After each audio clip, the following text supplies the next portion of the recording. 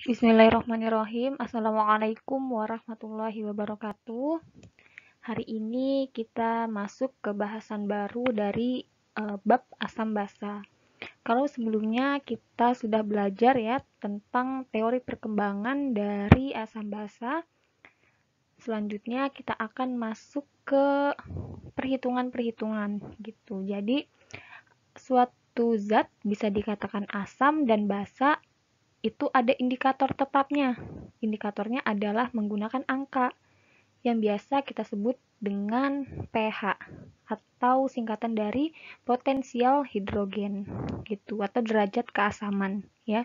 Jadi kalau sebelumnya kita tahu bahwa asam itu ketika suatu zat memiliki pH di bawah 7, sedangkan basa adalah suatu zat yang memiliki pH di atas 7 gitu. Nah, kemudian bagaimana sih kita tahu kalau suatu zat itu bisa dikatakan pH sekian atau pH 1 atau pH 14. Itu seperti apa akan dibahas di pertemuan kali ini. Gitu. pH itu singkatan dari potensial hidrogen ya. Sesuai judul tadi di depan atau Indonesianya adalah derajat keasaman. Jadi pH adalah nilai yang digunakan untuk menyatakan tingkat keasaman atau kebasaan yang dimiliki oleh suatu larutan. Kayak gitu.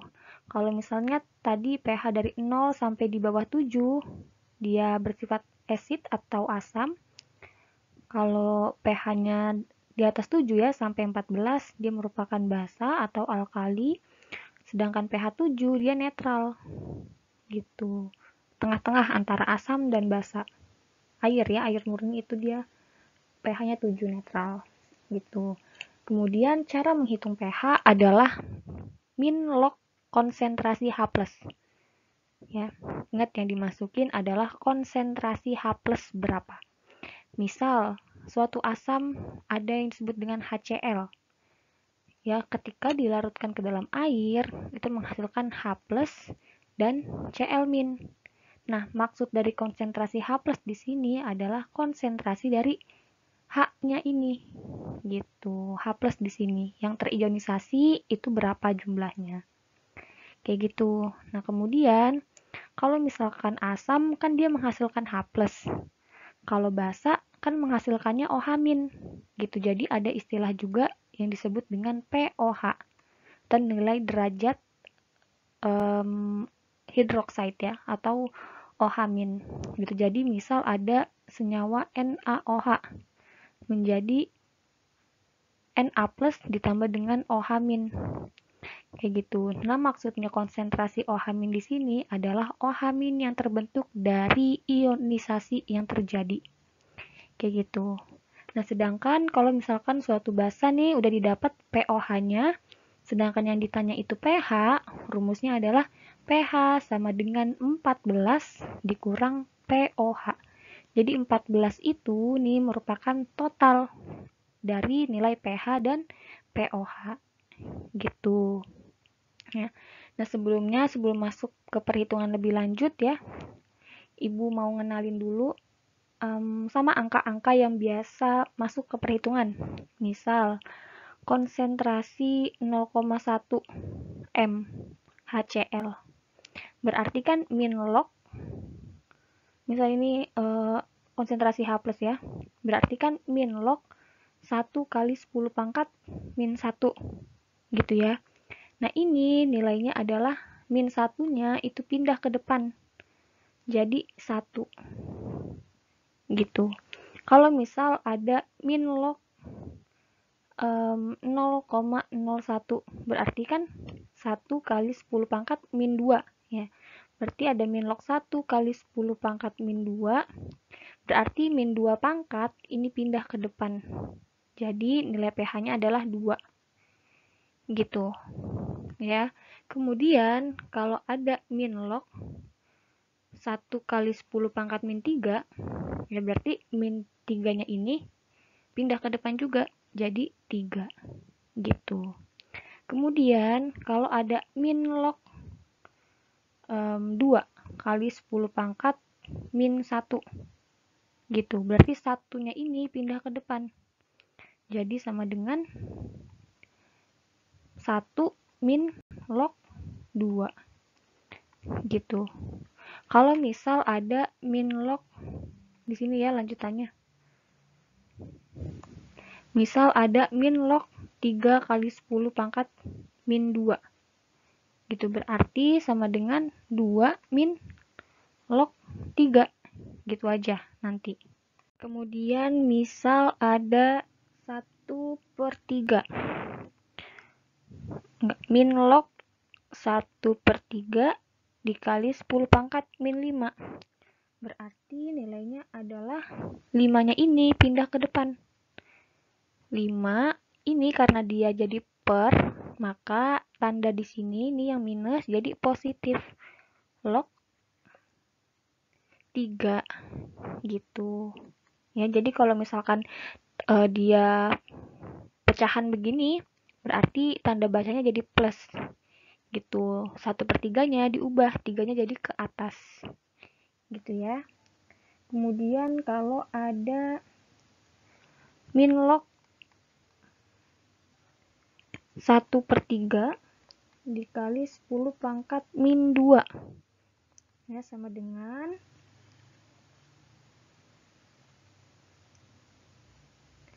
berarti 2 pangkatnya itu pindah ke depan jadi 2 karena dia per pecahan jadinya plus log 3. Gitu ya. Nanti kalau misalkan masuk ke pembahasan selanjutnya ini jadi kunci utama untuk menghitung pH. Jadi dihafalin kalau misalnya 1 kali 10 pangkat min 3 berarti pH-nya 3. Kemudian kalau konsentrasinya 1 kali 10 pangkat min 4 berarti konsentrasinya 4. Gitu seterusnya ya.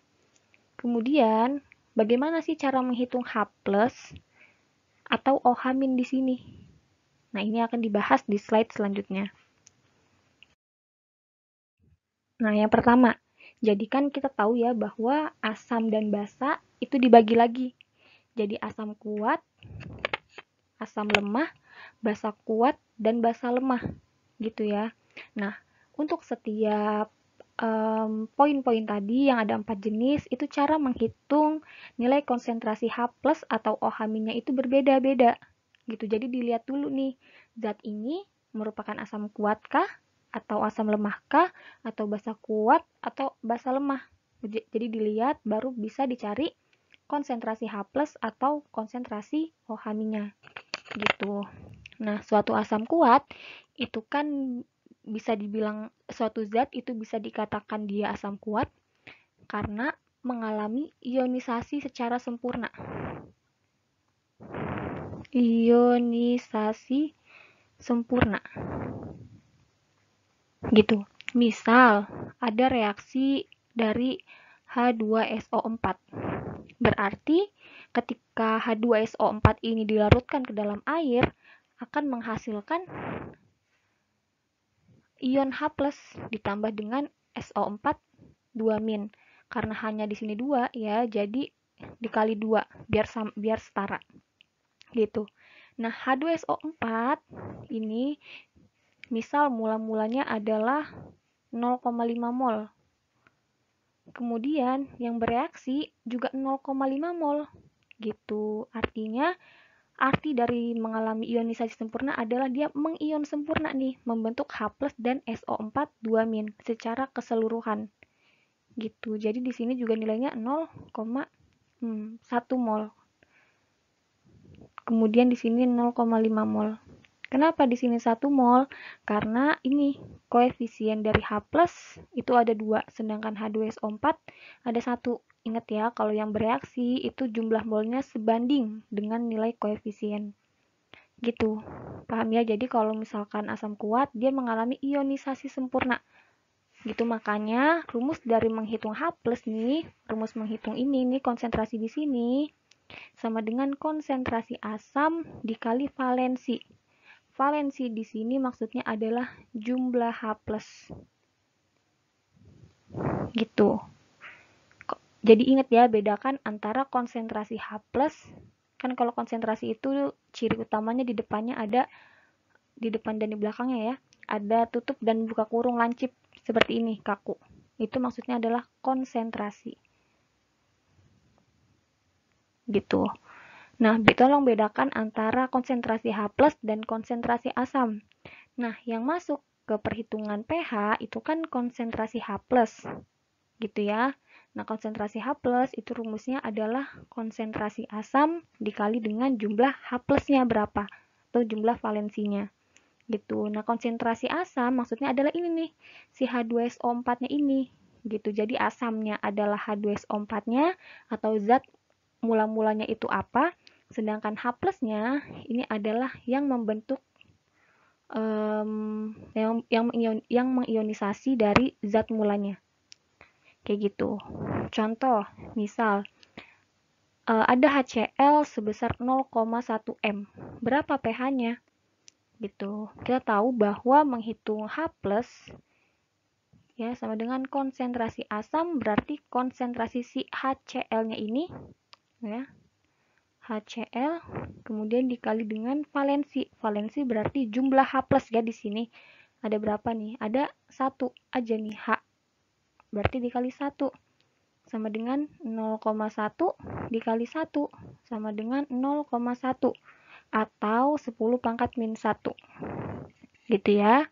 Kemudian masukin deh ke rumus pH. pH sama dengan min log konsentrasi H+ sama dengan min log konsentrasi H+-nya di sini dapat 10 pangkat min 1 sama dengan tadi pangkat di sini pindah ke depan aja. Jadi 1. Gitu. Jadi pH dari larutan HCl 0,1 m adalah 1. Gitu. Gampang kan ya kalau asam kuat. Jadi rumusnya adalah masukin aja konsentrasi asamnya berapa dikali sama jumlah valensinya. Baru dimasukin ke rumus pH-nya. Gitu. Selanjutnya adalah cara menghitung konsentrasi H+ dari asam lemah. Ya. Kalau kita tahu bahwa asam kuat itu adalah suatu larutan yang mengalami ionisasi secara sempurna ya tadi. Nah, kalau asam lemah ini mengionnya sebagian saja gitu. Jadi enggak keseluruhan. Kayak gitu. Nah, misal asam lemah contohnya adalah CH3COOH. Ketika dilarutkan ke dalam air akan menghasilkan CH3COO- ditambah dengan H+ gitu. Misal mula-mulanya CH3COOH ini 0,5 mol. Nah, kalau tadi asam kuat itu yang bereaksi adalah seluruhnya nih, seluruh dari mol mulanya, kalau misalkan yang asam lemah adalah nggak sampai 0,5 gitu. Sebagian aja yang mengion. Misal jadinya 0,3 yang bereaksi. Berarti antara mula-mula dan bereaksi ini kan punya nilai ya, berarti nilai alfa atau nilai derajat ionisasi yang sudah Ibu kenalkan di bab kesetimbangan gitu. Akibat dari adanya nilai ini, nilai derajat ionisasi, maka muncullah rumus gitu, rumus cara menghitung H+ untuk yang asam lemah. Caranya adalah akar dari asam lemah ya maksudnya di sini dikali dengan Ka. Jadi gampangnya adalah nanti untuk membedakan mana asam lemah, mana asam kuat, dilihat aja soalnya. Kalau soalnya itu diketahui nilai Ka nih, Ka itu adalah nilai tetapan asam. Tetapan asam. Ya. Kalau misalnya yang diketahui nilai tetapan asam atau tetapan ionisasi, ya ingat kalau ada K di depan berarti dia tetapan kayak gitu. Nah, kalau misalkan diketahui nilai Ka-nya nih, berarti dia asam lemah. Kayak gitu. Kalau misal di soal nggak diketahui nih nilai Ka-nya berapa, udah dipastikan bahwa zat tersebut adalah asam kuat. kayak gitu ya. Cara menghitung konsentrasi H+-nya adalah akar dari konsentrasi asam dikali dengan nilai Ka. Kayak gitu. Nah, kemudian nggak jarang juga kalau di soal yang diketahui adalah derajat ionisasinya. Nih ya, A ini adalah derajat ionisasi.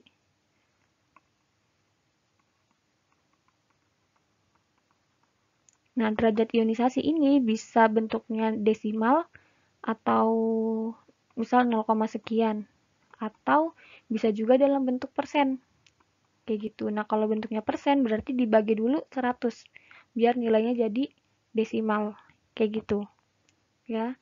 Kemudian kalau misal ditanya hubungan ya, hubungan antara derajat ionisasi dengan tetapan asam atau tetapan ionisasi, ini hubungannya.